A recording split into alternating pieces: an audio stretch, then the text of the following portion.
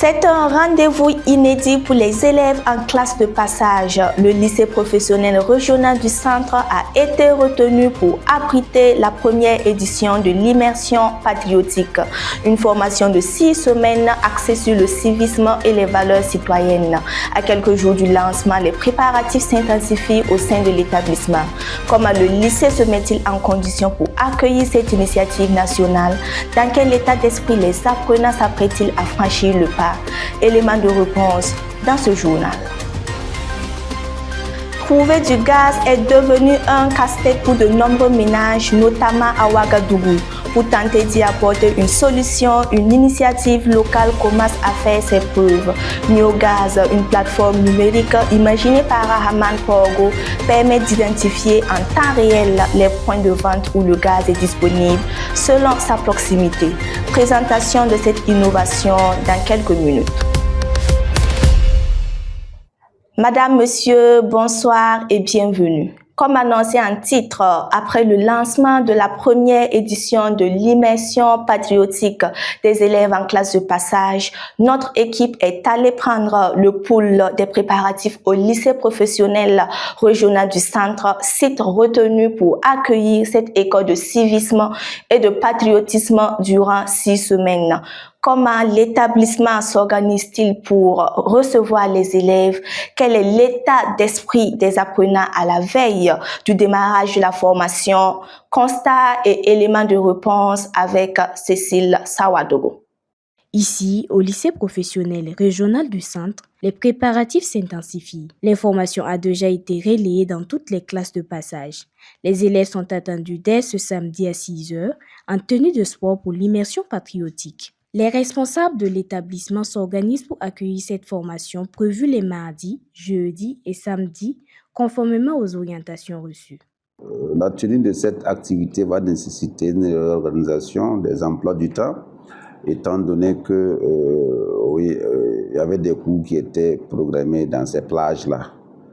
Donc j'ai instruit mes collaborateurs pour que ils puissent revoir les emplois du temps de manière à permettre donc la tenue de cette activité. Voilà. Donc les enseignants, il n'y a pas de plainte. Dans tous les cas, c'est la formation.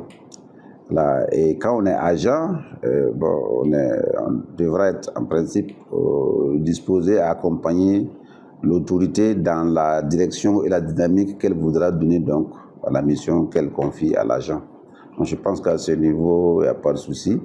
Voilà, les gens vont s'adapter et puis voilà, tout va bien se passer. Du côté des élèves, l'initiative est bien accueillie. Plusieurs saluent une formation qu'ils jugent utile, capable de renforcer le sens du patriotisme et de la responsabilité. Selon moi, c'est une bonne initiative. Ça va nous permettre dans les cas dangereux. Là, si on est dans des difficultés, ça peut nous aider, quoi. Voilà, par exemple, si tu veux devenir militaire, tu as déjà fait la formation, ça peut être facile maintenant pour toi. L'initiative que l'État a prise, je trouve ça très intéressant parce que du coup, les 14 h et les lundis 14 h, 18 h, on avait cours. Pourtant, les cours devaient être normalement vers les 15 h à 18 h. Mais du coup, comme maintenant l'État a prévu de changer les trucs là, donc maintenant on a les cours à 15 h. Donc maintenant, on trouve ça parce qu'on peut aller manger de 12 h et puis venir se reposer, puis apprendre un peu pour pouvoir recommencer à 15 h. Mais maintenant, moi je suis avec leur initiative. Cependant, si les séances des mardis et jeudis font l'unanimité, celle du samedi suscite davantage de réserves. On va faire comme ce qu'ils ont dit seulement, donc on va poursuivre avec ça. Parce que les mardis soirs, les jeudis soirs, les élèves aussi ont besoin de distraction, genre jouer au ballon, jouer au basket, les trucs là. Donc c'est ça qu'on voit, donc on a besoin de ça. Donc l'État aussi il a bien fait, ça on ne lui a pas menti. Mais comme ça là, c'est pour qu'on nous fait l'immersion là. Sinon, normalement on n'avait pas cours. Et mardi et jeudi. Mais ça ne garde pas, ça ne nous dérange pas. Maintenant, samedi, là, ça, on ne devait pas venir. Samedi, on devait rester. Parce que samedi, on a des cours d'appui, des mariages. Du coup, donc les trucs aussi, ça passe. Malgré ces quelques réticences, l'immersion patriotique des élèves en classe de passage s'annonce comme un temps d'apprentissage et de sensibilisation. Pour les autorités éducatives, cette initiative doit contribuer à former des citoyens plus responsables et plus engagés pour l'avenir du Burkina Faso. Ils sont plus de 58 000 élèves dans la région du Kadiogo à prendre part à cette école de civisme et de patriotisme. Il observe, il ressent, puis il dessine. À travers ses traits de crayon, André-Jules Nikiema raconte la société, l'actualité et les réalités du quotidien. Graphiste, illustrateur et caricaturiste, il a fait du dessin son mot d'expression. Il était récemment l'invité de l'émission Culture Box, le commentaire de Sou Francine Ouattara. Depuis l'enfance, certains parlent avec des mots, d'autres avec un crayon. André-Jules Nikiema fait partie de ceux dont le trait raconte, questionne et parfois dérange. Graphiste, illustrateur et caricaturiste, il dessine depuis l'école primaire et exerce de manière professionnelle depuis 2010. Je me rappelle même quand au CM2, voilà, je m'amusais à faire les cahiers de présentation pour les camarades. Voilà, donc et c'est de là que les parents aussi remarquaient, hein. Voilà, ce qui a fait que net après le certificat, le CEP, voilà, à chaque vacances déjà ils commençaient à m'amener dans les différents ateliers où voilà, j'apprenais à faire les petits dessins et ainsi de suite. Voilà. Il faut dire que à partir de 2010, on était déjà étudiant. D'accord. Ce temps, le flottement de temps avec les études, là, ça permettait quand même de jongler de gauche à droite. Donc, j'avais quand même un petit contrat dans une entreprise de la place. D'accord. Voilà, qui me permettait de gérer ça comme ça. Passé par plusieurs structures de communication, il a mis son talent au service des idées, des messages et de la société. À travers la caricature, il observe le quotidien, exerce les réalités et invite chacun à réfléchir autrement. Pour lui, le dessin n'est pas qu'esthétique, c'est un langage, un regard, parfois une prise de position. Vous savez que pourtant, nous-mêmes en tant que dessinateurs, j'allais dire, Oui. c'est très difficile que nous-mêmes, notre propre œuvre, même nous satisfasse. Wow. Ouais. Parce que si c'est pas parce que parfois les gens commandent et puis il y a un délai, Oui. on a toujours envie de retoucher ce qu'on fait. On cherche toujours la perfection avec ça. Ouais. Mais André-Jules Nikiema, c'est aussi la transmission. Depuis 2017, il est professeur d'allemand, partage le savoir avec la même rigueur qu'il met dans son art. Entre enseignement et création, il trace un parcours singulier où la culture se dessine trait après trait. Trouver du gaz relève aujourd'hui pour de nombreux ménages d'un véritable parcours de combattant. À Ouagadougou comme ailleurs, les familles multiplient les déplacements souvent pour repartir les mains vides. Face à cette situation, une plateforme numérique tente d'apporter une réponse concrète. Niogaz. Imaginée par Rahman Porgo, elle permet de savoir en temps réel et selon son quartier où le gaz est disponible. Les détails avec Gloria Balou.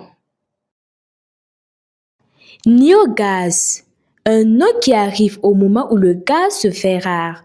Ces derniers jours, pour de nombreux ménages, trouver une bouteille est devenu un combat. On cherche, on se déplace, souvent en vain. Niogaz naît de cette réalité. Imaginée par Rahman Porgo, fondateur du groupe Galaxy Team, cette plateforme numérique lancée il y a 2 mois permet de localiser rapidement, selon sa zone, les points de vente où le gaz est disponible. Le véritable souci souvent des gaz, c'est pas qu'il n'y en a pas. Souvent il y en a, mais on ne sait pas où. Je peux me lever par exemple pour chercher du gaz dans les environs. Et j'ai fait le tour de mon quartier, dans tous les dépôts de gaz que je connais, je trouve qu'il n'y en a pas. Peut-être qu'il y a un dépôt de gaz qui n'est pas loin de chez moi, mais je ne sais pas. Mais la plateforme permet effectivement de géolocaliser les dépôts de gaz, de prendre les contacts du commerçant, de coordonner toutes les informations nécessaires pour pouvoir aller trouver ton gaz sans forcément sortir, faire le tour de la ville. C'est une application web qui est accessible sur tout support, ordinateur, téléphone, tablette. Tout le monde peut accéder à la plateforme à l'adresse www.newgaz.com tout simplement. Ici, par exemple, on a presque toutes les marques que la personne a. Les commerçants qui ont déjà des dépôts de gaz, nous les approchons, nous les expliquons la solution, nous les enregistrons et qu'ils se retrouvent sur la plateforme. À Bobo Dioulasso, où les partenaires sont les plus nombreux, les premiers résultats sont visibles. Des utilisateurs gagnent du temps, des ménages évitent les trajets inutiles, témoigne Rahaman Porgo. Les retours déjà sont positifs, les retours de façon en tout cas majoritairement positifs, bien qu'il y a quelques clients, quelques personnes qui récupèrent les coordonnées pour aller trouver que soit chez le commerçant le gaz est fini, soit chez le commerçant il n'a pas ouvert. Mais là, c'est comme je l'ai dit une fois de plus, c'est un travail vraiment au niveau des commerçants qui doivent faire leur travail. Mais pour encourager aux commerçants de pouvoir faire leur travail, c'est-à-dire aller souvent sur la plateforme, s'ils n'ont pas de gaz, juste désactiver, disponible et indisponible, parce qu'à chaque fois, si un client vient récupérer du gaz là-bas, en plus du fait que le client achète le gaz là-bas, c'est le prix qu'il a mis, il y a aussi, voilà, la plateforme lui rémunère, la plateforme lui donne en tout cas un certain pourcentage sur ce que le client a pris comme coordonnées, ce que le client a déboursé pour avoir les coordonnées. Mais sur le terrain, tout ne fonctionne pas parfaitement. Certains revendeurs ne mettent pas à jour la disponibilité du gaz sur la plateforme. Résultat, des informations parfois inexactes et des frustrations pour les usagers. La plupart des retours que nous avons, c'est les commerçants qui ne jouent pas leur rôle. Et ça, nous sommes en train de travailler à pouvoir effectivement sensibiliser les commerçants à pouvoir le faire, etc., etc. Et nous sommes convaincus que cette situation, si les commerçants, nous arrivons à les sensibiliser, qu'ils jouent leur rôle, ça va être 100% opérationnel. Ce que nous avons fait, c'est quoi? Une fois que nous avons recensé un commerçant, les commerçants devront à tout moment, s'ils n'ont pas de gaz, ou bien s'ils ont fermé pour une raison ou une autre, de rentrer dans la plateforme pour juste cliquer sur un bouton indisponible. C'est tout ce qu'ils doivent faire. Malgré ses limites, l'ambition de Rahaman Porgo est d'étendre NeoGaz à l'ensemble du pays. Faire de la recherche du gaz une démarche simple et non une épreuve quotidienne. Pour y parvenir, il espère l'implication et l'accompagnement de tous les acteurs. Et puis, dans un communiqué, la Fédération burkinabé de football a annoncé la fin de sa collaboration avec le sélectionneur des étalons Brahma Traoré. Après 22 mois à la tête de l'équipe nationale, son bilan a été jugé insatisfaisant par l'instance dirigeante. Une décision qui divise l'opinion. Entre partisans et contestataires, le débat est ouvert et certains évoquent déjà sa succession. Reportage de Innocent Ilboudo. Non, Brahma ne pouvait pas faire plus que ce qu'il a fait. Mon cher frère, vous savez, ce n'est pas casser le thermomètre qui va changer la température ambiante. Le problème, c'est pas conjoncturel mais structurel. Il faut revoir la philosophie, la pensée du football burkinabé. Changer les hommes tout en gardant le même esprit dans la même institution ne fera aucun bien au Burkina Faso. Il faut qu'on change notre paradigme footballistique, notamment la formation à la base, les petites catégories, et surtout inculquer aux joueurs ce qu'on appelle en anglais le fighting spirit, la combativité, la rage de vaincre sur le terrain. Puisque le football, ce n'est pas seulement le talent, ce n'est pas seulement la technicité, mais c'est surtout la rage de vaincre, la volonté de gagner et de faire plaisir à son peuple. Bon, licencier Brahma Traoré, le sélectionneur des étalons, je dirais oui, c'est normal. C'est normal parce qu'au début, il y avait un objectif qui était fixé entre l'entraîneur et la fédération burkinabé de football. L'objectif, c'était d'atteindre au moins la demi-finale lors de la CAN. Donc bon, vu que cela n'a pas été fait, donc il était normal qu'il soit licencié. Et il va falloir souligner que Brahma n'arrive pas à conduire l'équipe, il n'arrive pas à faire la discipline au sein de l'équipe nationale burkinabé. Donc là, c'était une erreur. Donc licencier Brahma, je dirais moi, à mon opinion, que c'est normal qu'il soit licencié. Je parlerai d'abord du parcours de Brahma Traoré à la tête des étalons. Il a fait un moyen parcours parce qu'on voit que dans 24 matchs, il a fait 13 succès, si on peut le dire. Et la fédération avait ses objectifs. Et Brahma n'était pas clair dans les matchs, si on peut le dire. Voilà, il n'était pas clair dans les compositions disons que la fédération avait ses objectifs clairs, ses ambitions, voilà, que Brahma n'a pas pu relever le défi de ces ambitions-là. Donc, disons qu'il a fait un moyen parcours, comme je le disais tantôt, mais comme les objectifs ne sont pas atteints, voilà, je trouve que la fédération voilà, a fait de son mieux pour maintenir, mais moi je trouve que changer d'entraîneur à chaque défaite, voilà, ça ne fait pas de continuité pour les projets, quoi. Je suis de ceux qui pensent que Brahma n'avait pas assez de levier d'action.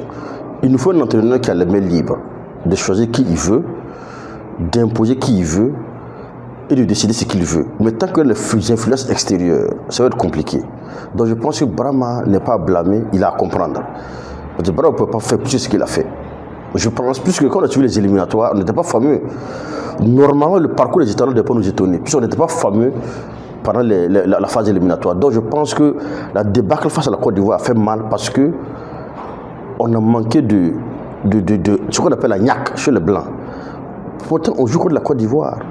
Est-ce que vous savez que dans le monde, là, des pays qui sont liés par la géographie, par l'histoire ou par les douleurs d'antan, quand ils se croisent sur le terrain de football, ça peut au-delà du football. France-Algérie, Brésil-Argentine, Maroc-Algérie, Cameroun-Nigéria. Donc Burkina-Côte d'Ivoire, c'est un des plus grands derbys africains. Mais on s'est laissé malmener comme les enfants sur le terrain, sans combativité, comme si on regarde le troisième but. Donc je pense que ce qu'on doit demander au Burkina surtout, c'est de percevoir les enjeux du football. Prendre un entraîneur local, je dirais par exemple les anciens joueurs comme Aristide Bansé, qui a un profil ou qui a une certaine rigueur pour conduire une équipe nationale. Donc selon moi, un entraîneur local comme Aristide Bansé pouvait nous amener un peu plus loin. Donc le Burkina, la fédération peut essayer de jeter un coup de sur lui et pourquoi pas remplacer Brahma Traoré. Humblement, sans être expert, moi je l'ai proposé Sidi Napon. Parce que moi, j'ai connu Sidi Napon depuis l'école primaire en 1996. Il jouait pour les étalons, il était capitaine. Après, il est même été entraîneur. Je crois que Sidi Napon peut faire l'affaire. Pour les nationaux, les locaux. Puisque le local naît au Burkina, il grandit au Burkina, il perçoit les enjeux du Burkina. Par exemple, mon frère, nous sommes en guerre. On a 2 millions de déplacés internes. 2 millions de déplacés internes. Donc, normalement, sur le terrain, quand on doit nous faire plaisir. De nature, on souffre et puis encore le terrain va augmenter de souffrir. Donc je pense qu'un local saura le discours à tenir. Un local est d'abord un patriote. Donc je pense qu'il faut un local qui connaît la mentalité, la philosophie de l'esprit du Burkina Faso pour nous envoyer très loin au football. Mais malheureusement, le Burkina a peu de respect pour le local. On a tendance à trembler devant les expatriés, surtout les occidentaux, et à minimiser nos frères noirs. Donc je pense qu'il est grand temps maintenant qu'on prenne les locaux et qu'ils soient à la hauteur des enjeux. Ne pas les influencer surtout. Pourquoi ne pas changer, apprendre quelqu'un qui n'a pas de contact avec nos joueurs, nos étalons, qui va venir recadrer même, voilà, revoir la formation tactique, voilà, côté technique et tout, réorganiser même. Parce que le problème ne vient pas des entraîneurs. Si voilà, j'ai une bonne vue de tout ce qui s'est passé, je pense que le problème se trouve ailleurs, si on peut bien voir ce qui s'est passé. Et voilà qui referme cette édition. Merci de l'avoir suivi. À très bientôt sur Fadima Web TV.